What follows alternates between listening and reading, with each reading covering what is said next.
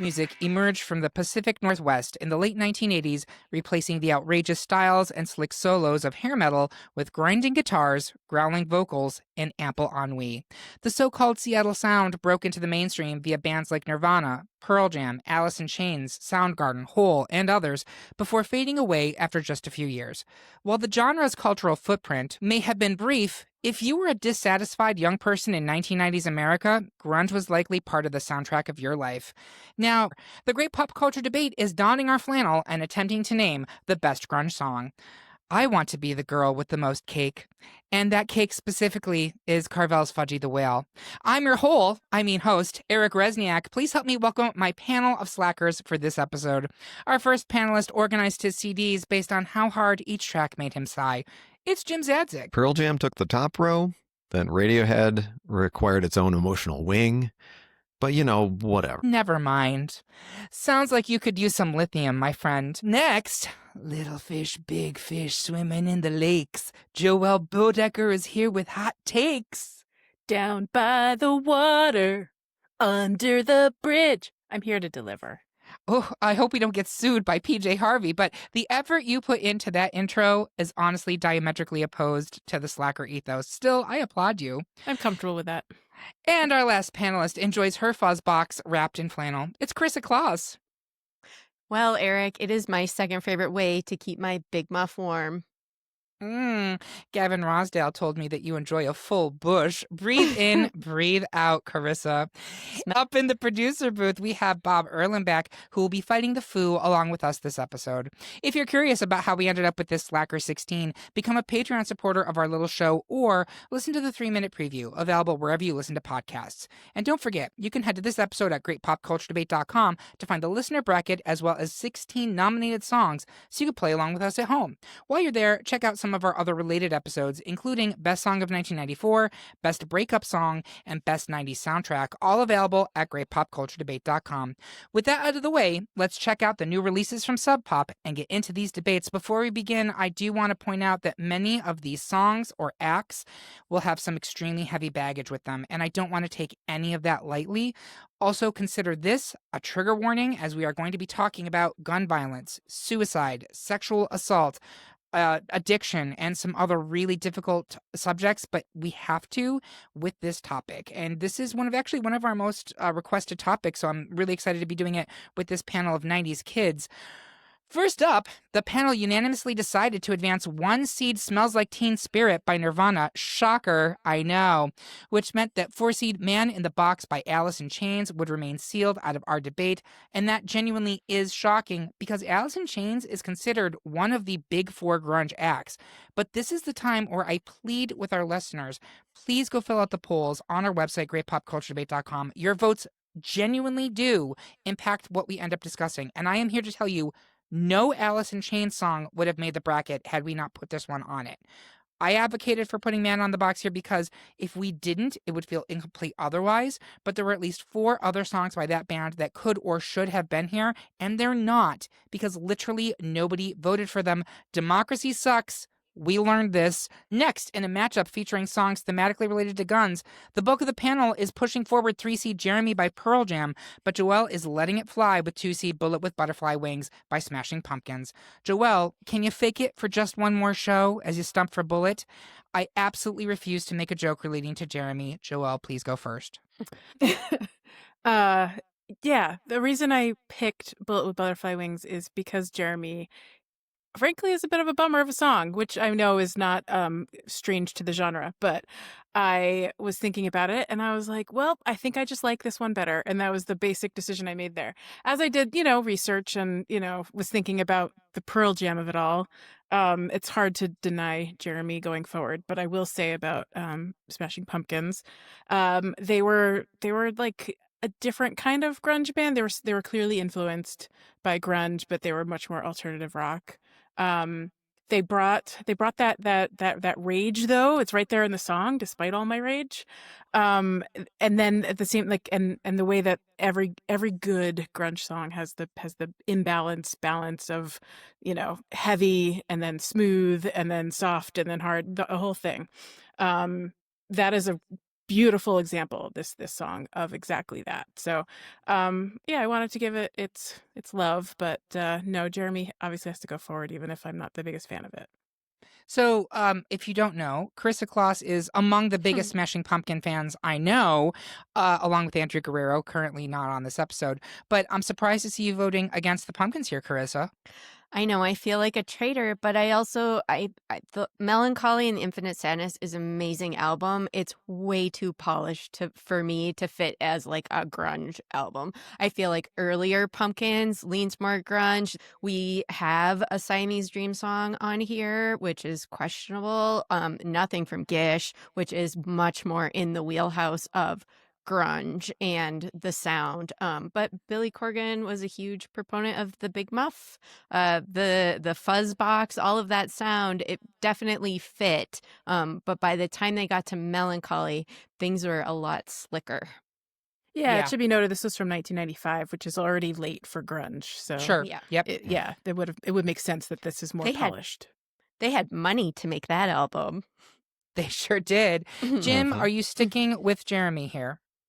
I think for all the same reasons, that era of Pumpkins is further away from grunge. And we'll probably come back to this for some of the other discussions on here as well, that it just isn't, if we're talking about best grunge song, that changes things. It's not our favorite song on our favorite albums. It's if we're looking in that lens, then Jeremy was just such a big song, such a huge part of the story of grunge. For sure. So I'm going to continue with Jeremy, and we'll move forward into round 2. Next, it's another 3/4 split, as the majority of the panel has one seat Even Flow by Pearl Jam as its odds-on favorite, but Karissa is spitting in a wishing well in the hopes of saving 4C Cannonball by the Breeders. Karissa, I know you, little libertine. You've got what it takes to shatter the constraints of Cannonball. Jim, buck 'em up again as you argue for Even Flow. Karissa, please go first. I understand that this is going out, and I also don't think it's super grungy. The Last Splash as an album is kind of like a blend of surfer rock and grunge. It's got that little bit of a swing to it. But Kim Deal is my favorite living bass player. Even though she doesn't play the bass in the Breeders. She played the bass in the Pixies. So the Breeders was formed post-Pixies breakup. This album is Kim and her twin sister Kelly Deal, Josephine Wiggs on the bass, Jim McPherson. Josephine Wiggs, we have to talk about. Cannonball starts with like the most iconic bass opening. And then Kim is singing into the harmonica mic for the ooh. It's so fun to watch them play this live, which I've been able to do many times as an adult. It is a great time to be an adult with money because all these 90s bands are still touring and you get to see them. It's awesome. This was the lead single of Last Splash, which came out in 1993. It was their biggest success, but they're still making music. There's been several Breeders albums since this one. Kelly Deal has a side project called Our Ring that's done a couple albums. And just at the end of 2024, Kim Deal released her first solo record, and it's called Nobody Loves You More, and it is so, so good. The music video for this was directed by Kim Gordon and Spike Jonze. So talk about some indie cred. Kim has done backing vocals for other bands since then, including Courtney Barnett. She's on a couple songs on Tell Me How You Really Feel. She's one of my favorite lady rockers in general. I love that she's still making music. And this album is still evergreen. It turned 30 a couple of years ago, and they did this really amazing mono audio file reissue on vinyl. I've purchased this album at least 4 times at this point.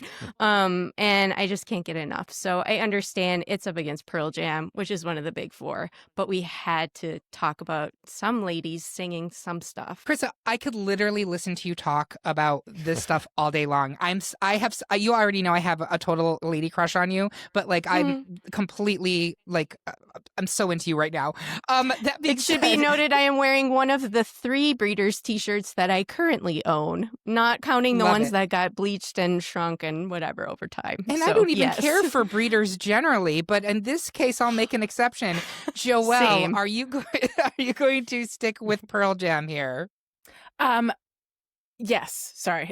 Yes, I'm still with Pearl Jam. I do have a new appreciation for the Breeders. For some reason, they passed my awareness in the genre for many years.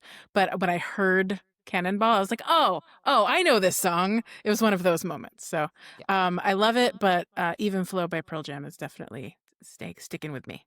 Jim, are you sticking with Pearl Jam? I am, but yeah, I also agree that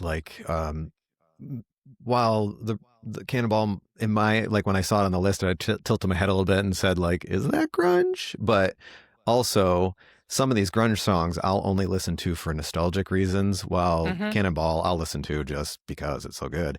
And Karissa, thank you. I'm gonna do a deep dive with them next time I have some time, because I would love to hear what they've done since then. Definitely do. Awesome. You will be hearing a lot this episode. I mean, grunge really only existed for about 5 years in the mainstream, and we're going to be doing a lot of, is it grunge? Is it post-grunge? Is it alt-rock? If it's not from Seattle between the ages of 1989 and 1993, it's just sparkling white disaffection. So that's you go. We will be moving Pearl Jam into the next round. Next, the majority of the panel doesn't want to let the days go by for 2-seed Glycerin by Bush, while I am the Foo pushing the 4-3-seed Everlong by the Foo Fighters. Joelle, cut a path forward for Bush. I will try to spare Everlong a short stint in the debate. I'll go first. I'm not going to make some big impassioned argument here. It's not a song that has deep social meaning. Dave Grohl wrote it as a love song about his then girlfriend, Louise Post of Veruca Salt, who we'll be talking about shortly. And it's technically not quite grunge. Released in 1997 as part of the Foo Fighters' second album, The Color and the Shape, it is technically post-grunge, but it's grungy enough for me. Killer riff. Vocals and lyrics are almost secondary, to be honest with you. This is, for me, an instrumental song first and foremost. It peaked at number 4 on the Billboard US Mainstream Rock charts and number 42 on the Billboard Radio Songs, and was certified 2 times platinum. It's successful, and it's one of the Foo Fighters' signature tracks, often used to close out live shows. I'm also voting for it because I never liked Glycerine. I never liked Bush. I never liked Gavin Rossdale's voice. Pretty Man always sounded like he was constipated and trying to make something happen on the John. Just my opinion. With that being said, Karissa, are you going to stick with Bush? Yes, I am. Joelle, you sticking with Bush? Yep. Yeah. Phrasing. Jim, are you sticking with Bush? I am. I do like that Foo Fighters is on there, but I remember when Dave Grohl put out his first album, and I was like, "Oh, what's this going to sound like?" And it was it was different. It was not grunge. It was more manufactured and processed and tight, which is great. Everything he went to do. But I would say, even if This Is a Call was on there, I still wouldn't say it moves against Bush. So we will be moving Bush into round 2. I guess you'll love to see it. Next, the panel has another unanimous decision, this one in favor of 1-seed Black Hole Sun by Soundgarden, which meant that 4-seed Down by the Water by PJ Harvey was washed out of our bracket. But Joelle, you wanted to speak on PJ Harvey. Yeah, I just want to wish it a fond farewell. I would never vote against Soundgarden personally, so that's a spoiler for as we go across this episode. No, this song is it has a really deep meaning if you actually stop and listen to the lyrics, and actually if you read about it, because I was a kid when this song came out, and I was like, it has that great where it's like the sing and then you repeat it sort of thing that happens I don't know, in church and synagogue, but it's in this song. And there's just something so just captivating about it. And it's so kind of dark and dreamy and sad and weird. And yeah, it's a beautiful song, but it's not really grunge in any way, shape, or form. It just is, influenced by the grunge scene, I think. And everyone, if you don't know that song, should just check it out for a hot minute. It's just beautiful. A deep dive with her is great too. Her music is amazing. Yeah. And, again, outside of the grunge conversation, it's definitely worth diving in if you're not that familiar with PJ Harvey. 100%. All right, but we will be moving Black Hole Sun into round 2. Next, in another thematically linked pairing that we absolutely did not engineer, 3-seed Doll Parts by Hole is currently edging out 2-seed Heart-Shaped Box by Nirvana. Joelle, tell us why you've got a new complaint, and that is Heart-Shaped Box not continuing into round 2. Jim, yeah, we really want you. We really want you to support Doll Parts, and I do too. Joelle, please go first. Just got that song fully in my head. Which is probably why it's going to go 3-1 here, and I'm going to lose this, but it's fine. I chose this song because of it's a permanent fixture in my life. Just that phrase, "Hey, wait, I've got a real complaint." I don't think that there's a week in my life that's gone by where I haven't used that either out loud or in my head. We actually use it on my other podcast, Pocket Pod, to talk about our complaints at Nintendo. So there you go. Nirvana is Nirvana, and we're going to talk about the Juggernaut later. So I understand why another reason it wouldn't go through, because there's already a more influential song from them on this list. But boy, is it just an addictive song, and it's more. I think there's a bit more musicality to this one because it's a little bit later. Smells Like Teen Spirit is just a lot of emotional, just whining and yelling. Heart Shaped Box is more musical, and the lyrics are a little bit easier to hear, which is nice. They are. You can actually understand what he is saying there. Yeah. Karissa, are you sticking with Doll Parts, or are you moving to Heart Shaped Box here? Sticking with Doll Parts, I think it's important to have, whole represented moving forward on this. We already have the Juggernaut of Nirvana. And I think that this Nirvana song falls into the same realm of Bullet with Butterfly Wings. It's later in the career. It's a lot more polished of a song, and it feels less crunchy, grungy, which is sort of part of the aesthetic. So for those reasons, I'm still with Hole here. Jim, is it going to be Hole for you, or is it going to be Nirvana? It's going to be Hole, but do we want to talk about the connection of the two songs before it moves? So yeah, before we move on? please go ahead, take it. Yeah, this is go a on, new take feature. take everything I want you to. New feature I'd like to introduce. Jim reads Wikipedia. Both the title of the song and the lyrical meaning are inspired by an encounter Love had with Cobain in 1991 prior to the relationship and marriage. Love had sent Cobain a heart-shaped box scented with perfume, and inside a porcelain doll, 3 dried roses in a miniature teacup, and a shellac-covered seashells, to apologize for their first meeting in May 1991, where Love infamously wrestled with Cobain. The box and the doll parts connected and off of each other in both of these songs. And also when she performed it after Cobain's death, it kind of had a whole new meaning in performances, bringing up a lot of memories. It's also interesting, too, that the song is composed of only 3 chords. But the lyrics are, I think, the big part there. Totally. And we didn't talk about MTV Unplugged and this particular song and its very much legendary performance on that show. I think that is a critical part of grunge, and I think we at least have to name it. This is a beautiful song, great musicianship. I agree that it's less grungy than the other Nirvana song on this list. I'm glad we're giving it its moments. It's dried flowers, it's dead flowers, which seems appropriate here.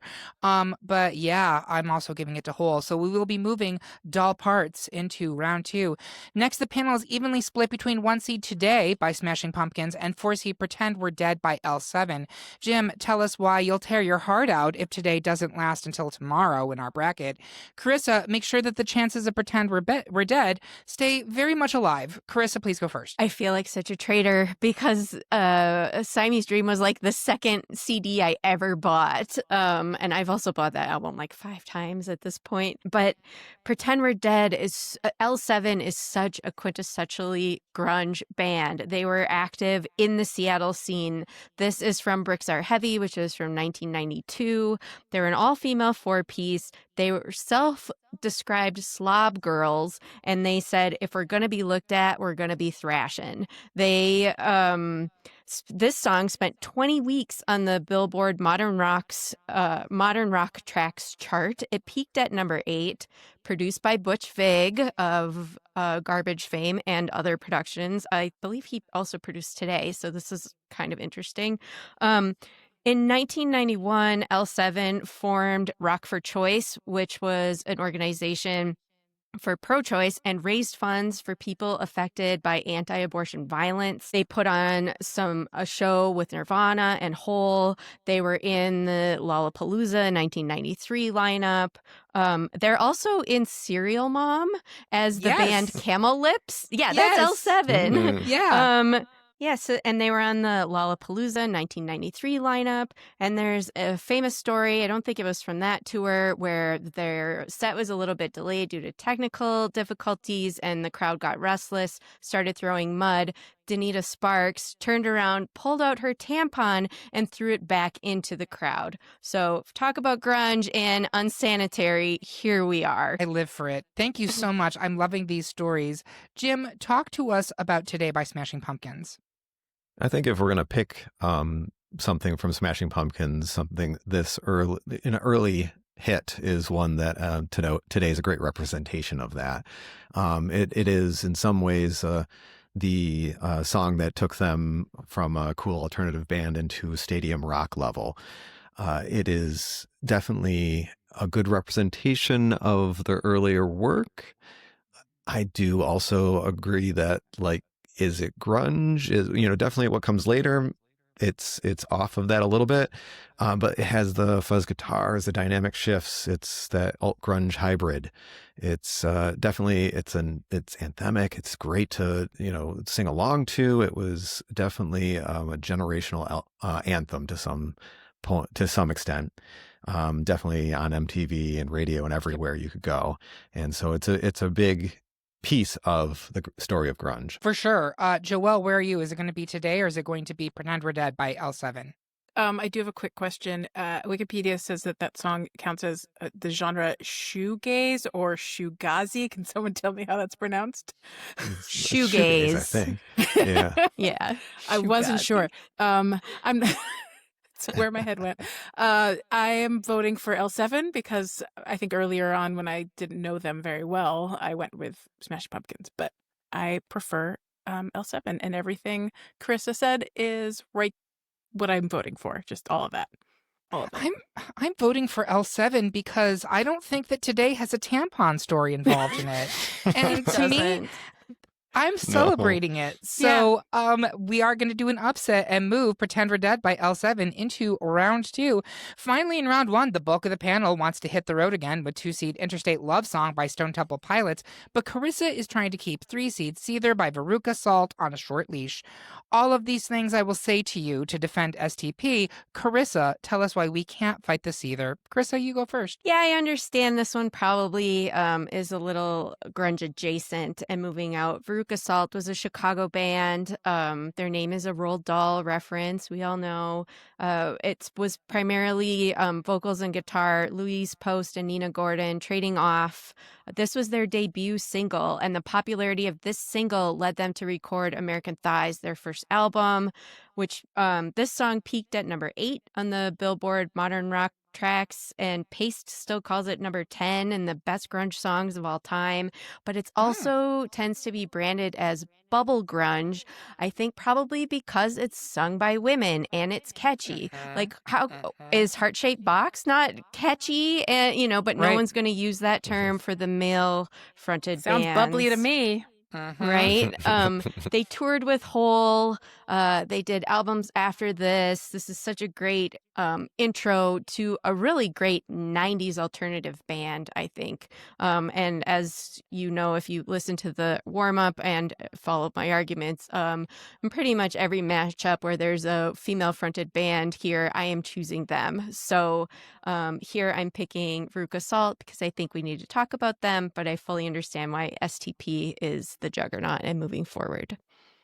Jim, are you down with STP? Yeah, you know me. Completely different genre, completely different song. I am. I do definitely agree that the Seether is such a great song. It's another one that, like, I guess I might fall into that. And I don't think it's because it's only women, but it's danceable. It's the Seether is a more uplifting than some of these grungier, slower, mopier kind of songs. So it didn't occur to me at first, and then I kind of did my rubric, and I was like, oh, hey, that actually is pretty high. It's still not as high as STP, but it's very, very close in terms of musical style and lyrical depth and breakthrough impact and all those things. It's definitely a great one to celebrate. But But you're I am sticking voting- with Stone Temple Pilots. Yes. Okay. Joelle, is it going to be Stone Temple Pilots or is it going to be Seether for you? The nerd in me wants to see Jim's spreadsheet now, but um, bubble bubblegum makes me so mad that I almost want to vote for it. But I'm sticking Bubble with STP. But grunge. yes, Bubble grunge. no, I was Ugh. reading the definition of bubblegum while we've been talking, and it made me so angry that Yeah. I was like, out of spite. But no, I can't go against STP and Scott Weiland, and we'll get into that later. So, yeah. I'm STP. definitely giving it to STP. We're going to move it forward, but let's pause for a second here and just acknowledge, this was some idiot male music journalist masturbating in his desk, coming up with a million different, like, completely condescending subgenres for grunge, because Yeah. God forbid we have women doing this. Well, and you need to label everything. We need to Yeah. understand what we're up against. We can't just experience music without you explaining it to us first. No, what I'm reading in Wikipedia, literally the phrase disposable pop music made me just want to throw things at things. As opposed Yeah. to non-disposable pop music, Yeah. as opposed to ethically sourced, sustainable pop music like, contrived and marketed to appeal to preteens. And it's like, is all that, pop is music? that Veruca Salt, though? Like, gross. Gross, disgusting, Anyway, boo. All right, we are moving Stone Temple Pilots into round 2, and that's the end of round 1, folks. We're going to take a quick break to count to 10 with Pearl Jam. And we are back for round 2 of our best grunge song debates. Before we get into the Elite Eight, I want our panelists to share their social media, what else they're working on, and any kind of grunge memories they may have had from the 90s. Jim, I'd like you to go first. All right. Well, I am on Blue Sky. I don't open it or any of the other social media that's posted on the website, but you could direct message me if you really wanted to talk to me, I guess.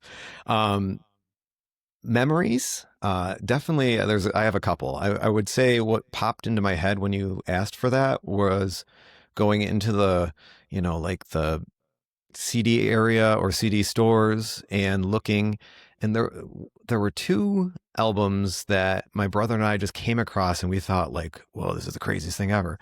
One was it must have been a bootleg in the store somehow. Like, it was a more independent record store, and it was Nirvana, like, bootleg, and it had the song Pay to Play on it. That was the demo version, which also was in DGC Rarities. And we thought, like, oh, this is so cool, we should buy it. And we didn't. And then I think I went back to try to buy it again, and it, like, disappeared. And it was like this, like, oh, it never happened. It was...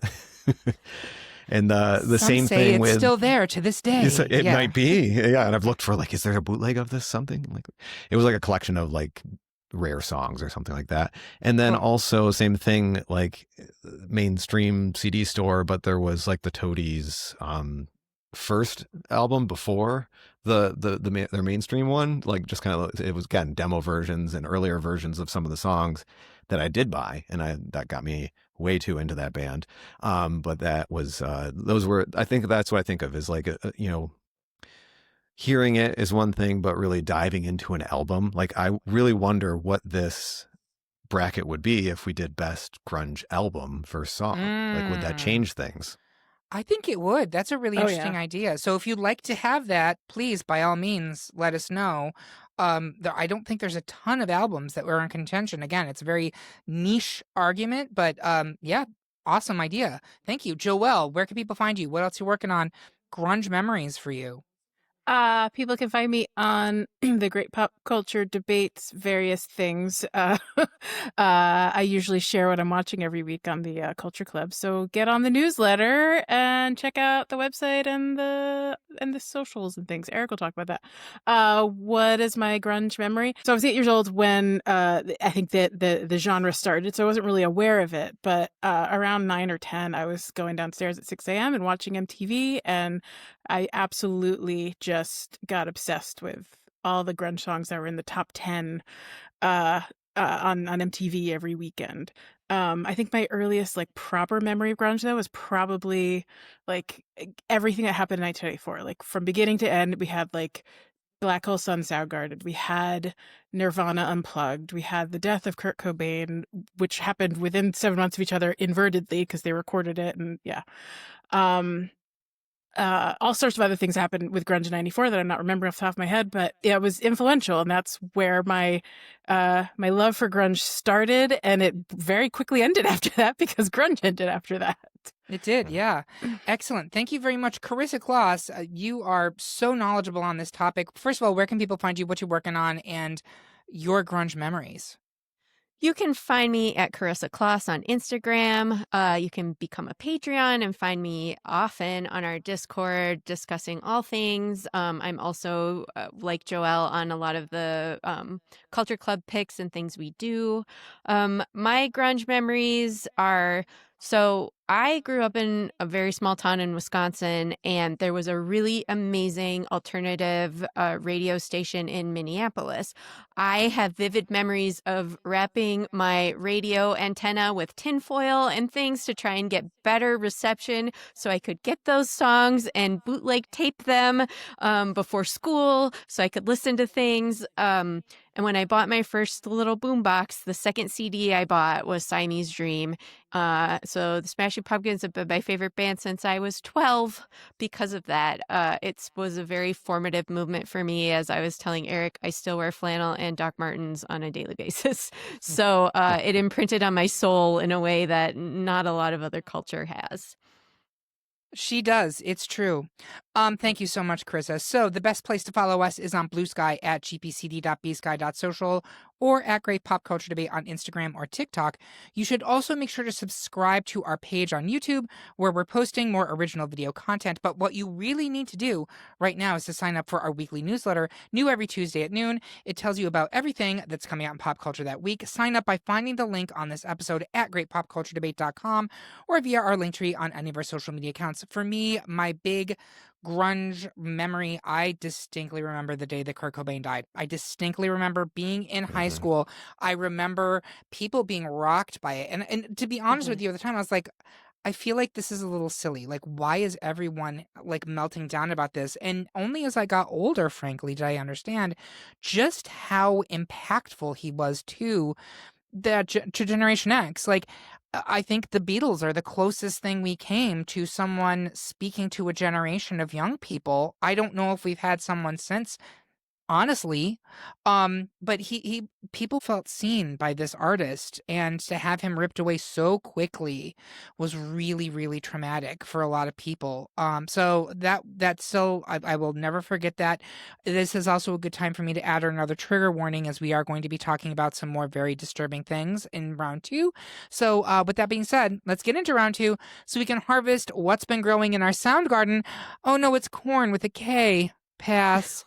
First up, it's another unanimous decision by the panel to move forward 1 seed Smells Like Teen Spirit by Nirvana, which means that 3 seed Jeremy by Pearl Jam is out of the bracket. But we have yet to even really talk about Jeremy, and I need to fix that. So Jeremy was written by Eddie Vedder to reference 2 real-life gun tragedies. One, a bullied high school student who committed suicide via self-inflicted gunshot in front of his class, and the other about a kid that Vedder himself went to school with who brought a gun in and shot up a classroom. So you can't talk about Jeremy the song without talking about Jeremy the video, which was both praised for its incredible artistry and impact, but also incredibly controversial. And in fact, not just controversial, people basically, and I'm one of them, misinterpreted the ending of this video for many years. So I'm not going to go into the whole thing. We will put it onto this page on our website, greatpopculturedebate.com. It is about a bullied teen, and it ends with him going in front of his classroom. And you see him reach into his pocket, and in the edited version of the video, in the original version, you see him take the gun out and put it to his mouth.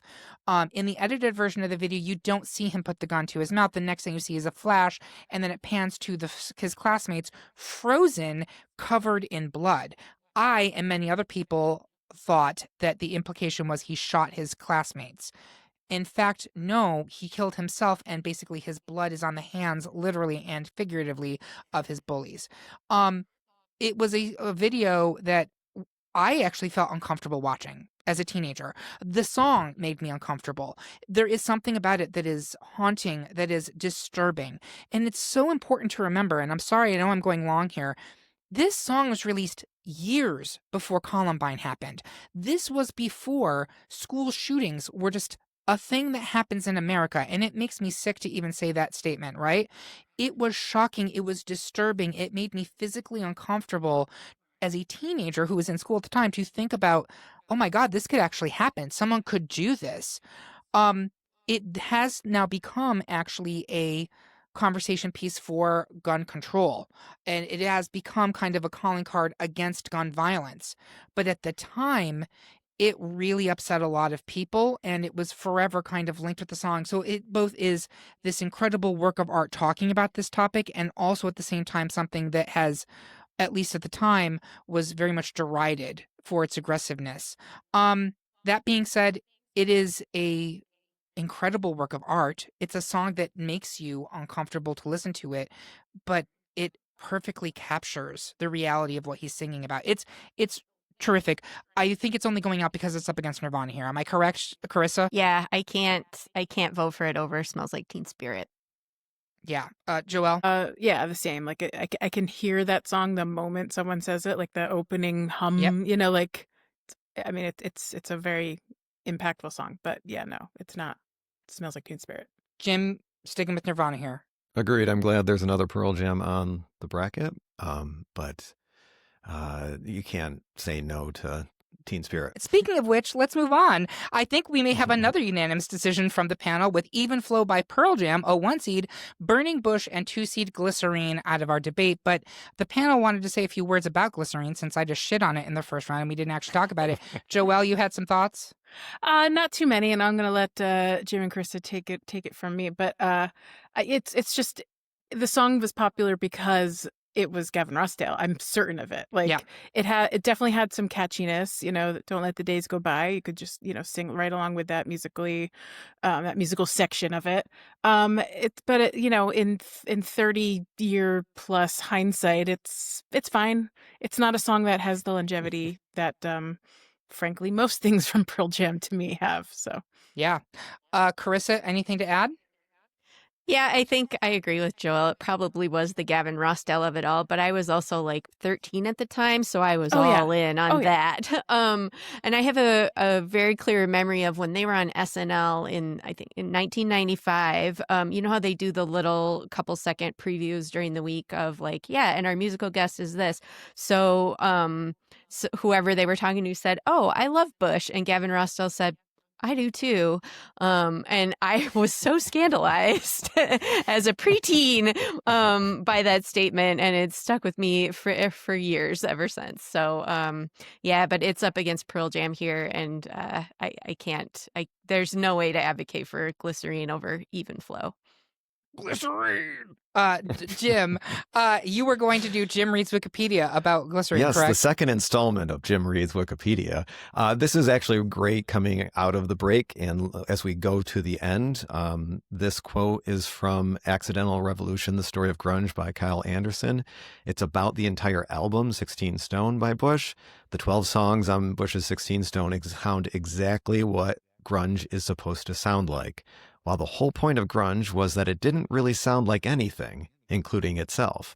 Just consider how many different bands and styles of music have been shoved under the grunge header in this discography alone, and you realize that grunge is probably the most ill-defined genre of music history. It's, I would say, one of the, yeah. Mm-hmm. Yeah, I feel like it fits, but it's also not. It's not the best, I suppose. Yeah. That is really interesting. The more manufactured, the less grunge, essentially. Yep. Yeah. Correct. Yeah. Well, we're going to go ahead and let those days go by, and Glycerine is out of the bracket. Finally, an actual debate with 1 seed Black Hole Sun by Soundgarden currently generating its own gravitational pull at the expense of 3 seed Doll Parts by Hole. Karissa, see if you can get Doll Parts to live through this. I will try to wash away the rain with Black Hole Sun. Karissa, please go first. I think a lot of the important things about Doll Parts have already been said, but I think it's important to note that Hole was a Seattle band. They definitely fit in the grunge time and space. This isn't sparkling adult alternative. This song is from 1991, and it peaked at number 4 on the Billboard Modern Rock charts, which was Hole's highest charting in the U.S. song ever.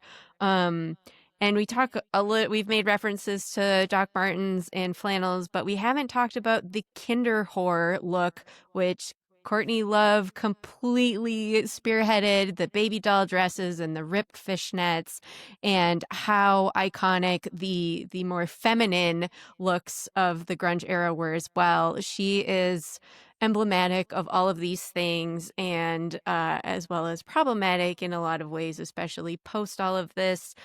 Deserves a lot of flowers here. She is the girl with the most cake, I think, and even if she's going out to the black hole, she deserves to be here. Yeah, if you listen to the warm up, I talked about how Live Through This is my favorite grunge album, and I love Hole. I love Courtney Love. They are icons to me. I felt like now listening to the song when she said, "Someday you will ache like I ache." It was like she was pulling 47-year-old Eric into her being, and that's what I say now to every day to someone younger than I am. Someday you will ache like I ache. Enjoy youth. But that being said, sadly it's up against Black Hole Sun, and Black Hole Sun is an incredible piece of music. It is really, I think, so emblematic of what grunge is and could be. Tremendous musicianship and absolute fucking nonsense, right? Like, even like the origin of this song, it was written in something like 15 minutes when Chris Cornell was just driving back and he misheard, like half heard a news anchor say something about a black hole. And he's just like, yeah, that's cool. And just like kind of wrote it while driving in the car, and boom, it's done. But yet the actual instrumentals on this are unbelievable. It's so good. It is both like weirdly transcendental, it's weirdly trippy, it's haunting. There's something about it that feels aggressive and like almost like it's tearing into you. It's uncomfortable to listen to, and that's great grunge music. And we have to talk about the video again. Like, you can't separate the two. The suburbanites that are like morphing into these horror shows as like everything comes out. There's a nihilism that's baked into this that is just so perfectly grunge, and I can't not vote for it. Joelle, is it going to be Black Hole Sun or is it going to be Doll Parts for you? One thing that was interesting, so actually Doll Parts was released in 1994. It was written in 91, so you're right, Chris, on that one. But these were on at the same time, so it's actually interesting. Like, these were showing up on MTV and on the charts at the same time. I will say both have icon status in this debate and in just the 90s history. It's going to be Black Hole Sun for me, and that crispy fried music video. I don't know what was going on. It was amazing. Amazing. Jim, is it going to be Black Hole Sun or Doll Parts? I agree with everything said. I feel like, but Soundgarden is the one to move forward, even though they both have a place here at the end. I agree. All right, so we will be moving Soundgarden into the final four. Finally, in round two, it's 4-seed Pretend We're Dead by L7, Our Cinderella Story, and 2-seed Interstate Love Song by Stone Temple Pilots. I'm just going to go around the horn here. Jim, is it going to be an Interstate Love Song or Pretend We're Dead for you? State Love Song for me. Joelle. I'm leaving on a Southern train. STP. And Karissa, how about you? Are you going to vote for Stone Temple Pilots on this one, or are you going to stick with L7? I'm sticking with L7 here because I think a Seattle band, 4 women with matted hair, very grungy. They fit the mold. And Pretend We're Dead is such an iconic song that it is the title of this fantastic book that came out last year, or this year, I think, by Tanya Pearson, who's a music journalist who's our age and lived through the scene. She was in a bunch of bands, which she talks about in the book. The subtitle is The Rise, Fall, and Resurrection of Women in Rock in the 90s, and it is fantastic. It is full of interviews with people from L7, Tanya Donnelly from Belly and Flaring Muses, the Veruca Salt people, Josephine Wakes from the Breeders, and really goes into how these bands came about, how they were treated by mainstream, how they were not played on radio because there was apparently a limit on how many female bands they could play per hour. And then the Woodstock 99 of it all, which was part of the downfall of the feminist scene that we were seeing before that. So still with L7 here, understand that they're going out and why, but this is my hill to die on. I love that we are putting kind of a name to the fact of the just misogyny that was baked into the music industry at that time and is still very much baked in. But I'm glad that we're speaking on it, and I do encourage people to check out that book.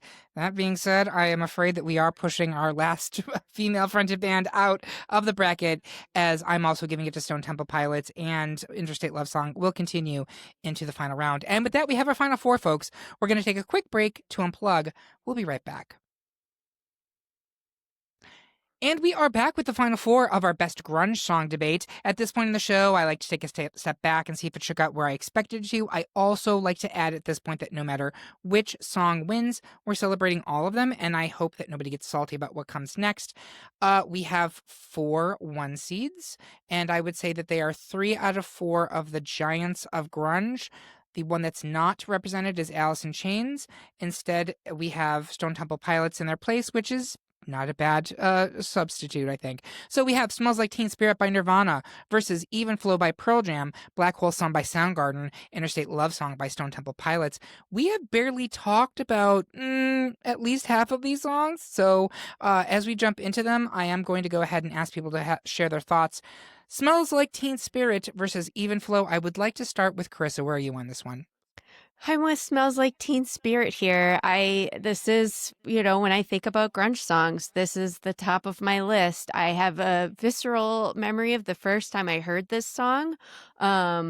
My cousin was visiting from Florida. He was a couple years older than me, and he played this on a jukebox. And I was like, wow, what is that? Because it sounded really great. And he said, Smells Like Teen Spirit. And I immediately sniffed my armpits because I was 12 and I was wearing Teen Spirit deodorant. I was partial to the rose scented, but I had and he had no idea that it was a deodorant. So this was a moment for both of us. And since then, I'm sure you've all heard the story of Kathleen Hanna from Bikini Kill had written Kurt Smells Like Teen Spirit because they thought that as a deodorant brand name was so funny. And Kurt didn't know it was a deodorant, and he just thought it was, actual teen spirit statement, ironically posed. So, I can't forget that story. It's Teen Spirit for me. Thank you. Joelle, is it going to be Smells Like Teen Spirit, or is it going to be Even Flow? I also once smelled like teen spirit, not Team Spirit. I don't have that. I just like the one thing about Pearl Jam is I think all their famous songs are frankly, not their actual best songs. Sure. And that's actually probably the same thing with Nirvana too. If we're talking grunge, all the mainstream ones are less cool, So it's a tough one, but I think Smells Like Teen Spirit is the better song of the two. Yeah. Jim, Smells Like Teen Spirit or Even Flow? I'd like to go with the third and final episode of Jim Reads Wikipedia. Please be my guest. I think it's a good for now. We're in the last round. It's really good to look at it through this lens. VH1 writer Dan Tucker feels that different grunge bands were influenced by different genres. While Nirvana drew on punk, Pearl Jam was influenced by classic rock, and that sludgy, dark, heavy bands such as Soundgarden and Alice in Chains had a sinister kind of metal tone. And I think that I wanted to pull that out because I think that it's hard to put Nirvana against Pearl Jam in the world of grunge because in my brain they're like the two sides for me. While Soundgarden is there too. I think the album 10 also is interesting in the sense that it does have that classic rock kind of drum sound that's different than all their other albums that follow. So it's a transition as well. But if I go to my metrics, if I go to my rubrics that I've made here, Teen Spirit does just edge above Pearl Jam. Jim, I don't think you've actually told us what the rubrics are, have you? Oh, well, let me tell you. Here we go. I asked earlier. Yes. I must hear about this. Yes, everything's scored out of 4. There's, I realized, having a experience as an educator, an English teacher, I should be able to do rubrics, right? And so I have categories of authenticity, breakthrough impact, musical style, lyrical depth, and cultural legacy. I'll take potpourri for 500, Alex. Exactly. Yeah. That sounds very similar to what I did for the Hamilton episode, by the way. I numbered every song with I was like, my I'm ratings. not going to be able. like, because it's those are the things that I think make up what grunge is. But then you start picking these songs, these top four, it's hard to tell. Like, if Yeah. you're, because you could be, I'm all in with Pearl Jam style or Soundgarden style. And Sure. I started there, like a lot of these other bands, I was like, I don't know if they fit. So yeah, so even Flo got a 19 out of 20 if you had them up. And well, Teen Spirit gets 20 out of 20 in my 20 opinion. out of 20. 20 out of 20. It's tens across the door, right? 10s across the door. I'm giving it to Smells Like Teen Spirit by Nirvana here. We've barely really talked about it, but sorry about it. When I think of grunge, it's the first thing that comes to my mind. And fun fact, initially this episode was going to be called Best Grunge Anthem, and there is no more anthemic song than Smells Like Teen Spirit. It defined this generation. It defined this genre. So we are going to move into the final two. Next is Black Hole Sun by Soundgarden versus Interstate Love Song by Stone Temple Pilots. I'd like to start with Joelle. Where are you on this one? I don't know. We barely talked about Interstate Love Song. I know. Yeah, we could talk about that. One thing I noticed, by the way, is that the final four, the first two are 1991 songs, and the second two are 1994 songs, and that's just the interesting. beginning and the end. Exactly. Alpha and Omega. It's the right there. bookends. Yeah. STP, Interstate Love Song. That we talked about it a lot in the 1994 song episode, didn't we? And I'm remembering that now, and we had such a love for it in that episode. And here, yeah, we barely talked about it. I don't remember anything what we said a year ago on that, but no, it's a beautiful song. It's probably too beautiful to be grunge, which is maybe where I'm gonna fall towards Soundgarden versus STP. But it's more melodic than the average grunge song. I think it's a little bit more even keeled and a lot less like ups and downs the way some of the signature grunge songs are. So yeah, I think I'm leaning towards Soundgarden, but just with like an asterisk to that. I love STP. At least I did at the time. I've grown up. Totally, as we all have. Jim, is it going to be Black Hole Sun or Interstate Love Song? I think STP is like grunge flavored classic rock, while Soundgarden is just full on grunge. So I would be going with Soundgarden. Karissa, is it going to be Black Hole Sun or Interstate Love Song? Yeah, I agree with everything that's been said. I love the album, the STP album that this is on, but I think the more grungier STP stuff is like Scott Weiland through the megaphone in the microphone, This song it's too pretty. It's kind of like the Melancholy and the Infinite Sadness argument of earlier. And Black Hole Sun is just, it's kind of dark. It feels moodier. And this is all this STP song is one of their sweetest anyway. So yeah, Soundgarden here for me. Yeah, I'm going to give it to Soundgarden too. It is menacing in a way that is just genuinely uncomfortable, which to me is part of grunge. The other fun thing I'll say about Interstate Love Song is I never realized how few lyrics this song has. It's literally it's like 10 words, right? two verses that are very short, and then the same verse sung identically 2 times. That's it. It also apparently started its life as a bossa nova song, which delights me to find out. But it must know more. All of these things say to me, all of these things I say to you, I'm taking it out of the competition, and we're going to move forward Black Hole Sun by Soundgarden, which gives us the final two of Smells Like Teen Spirit by Nirvana, Black Hole Sun by Soundgarden. I feel like this is the correct final two. I would like to start with Jim. Is it 20 out of 20 Smells Like Teen Spirit, or what score did Soundgarden get? Oh yeah, let me look. I forget. Let's see. 19 out of 20, which is, I mean, where I was leaning anyways. I think they're both great, but definitely Teen Spirit defined the genre. The loud soft, it's the blueprint for all the others in some ways. Even if they weren't trying to copy it, it is the one that kind of gelled what grunge was. Yeah. Joelle, is it going to be Black Hole Sun or Smells Like Teen Spirit? Both of these have the most iconic music videos of the genre, I think. Totally. I would just put them both at the top of that list. Black Hole Sun being, we already talked about it, that weird I use it crispy because it looks like everything's just overblown and over Saturated. saturated. Yeah. Mhm. And then Smells Like Teen Spirit is like the smoky gym. And I actually on Wikipedia, they had a little screenshot of the casting call, and they only wanted people that are 18 to 25 that can present as high schoolers. That was Yep. what they wrote in the thing. And I was like, that's good. That's probably good for liability's sake. Yep. With both of those, like if someone said, what is grunge? Like those two songs are immediately coming to mind. So it's really hard. But I think, you know, with all of my like reading I was doing ahead of time, every single thing rolls back up to Nirvana. It constantly was saying like Nirvana like inspired all of these other bands to do more of the things that they did, and you know everyone was evolving because grunge was not a static point in time or static thing, and so the fact that Nirvana seems to have been this like tent pole or whatever, we started it and then everyone's going to evolve from it. It's maybe it's the pepperoni argument, but it just feels like the right one. Chris, is it going to be the pepperoni argument for you? Is it going to be Smells Like Teen Spirit or Black Hole Sun?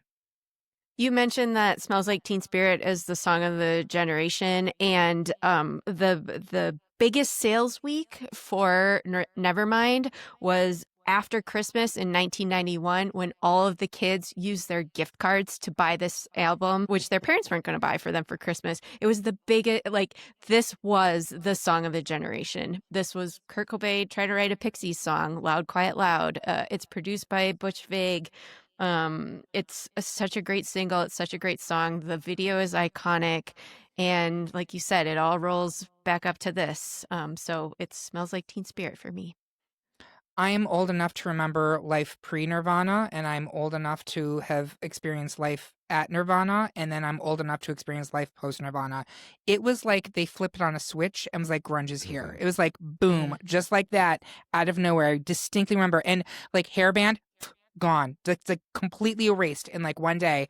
And then when he died, the light switch turned off and grunge disappeared. Like the genre lived and died with Kurt Cobain and Nirvana. It did, whether you like it or not. There are still bands that produced music after his death, but it wasn't grunge. And one thing I will say is, before I wrap up, is how prescient a lot of these bands were about so many things. We talked about the gun stuff with Jeremy, but these, I feel like the grunge, when you listen to it now, they saw what was going on in society way before I did in my little cow town, but like they saw it very clearly and they were talking about it and they were pissed off about what they saw was coming. And I feel like we're living in the end game now. And if anything, I wish I was more angry in the 90s because they had their finger on the pulse. And I'm really think it's pretty cool that we got to live through that. Not to bring it back to whole, but there you have it, folks. Our pick for the best grunge song is Smells Like Teen Spirit. Do you agree? Do you think, well, whatever, never mind? Tell us how you really feel by leaving a comment on this episode at greatpopculturedebate.com, or find us on Blue Sky or Instagram, where while you're there, make sure that you subscribe and follow the podcast so you can hear about what new debates are coming soon, vote in open polls, and even decide which topics we tackle next. I want to say thank you to my panel. Today really was the greatest day I've ever known, and thank you for listening. If you loved what you heard, please consider supporting us on Patreon, where you can get even more exclusive content and you get episodes a whole day early. We hope you have a good one. And remember, everyone is entitled to their wrong opinion. I told you from the start just how this would end. It was obviously always going to be Smells Like Teen Spirit by Nirvana. I'm sorry, it just was going to be.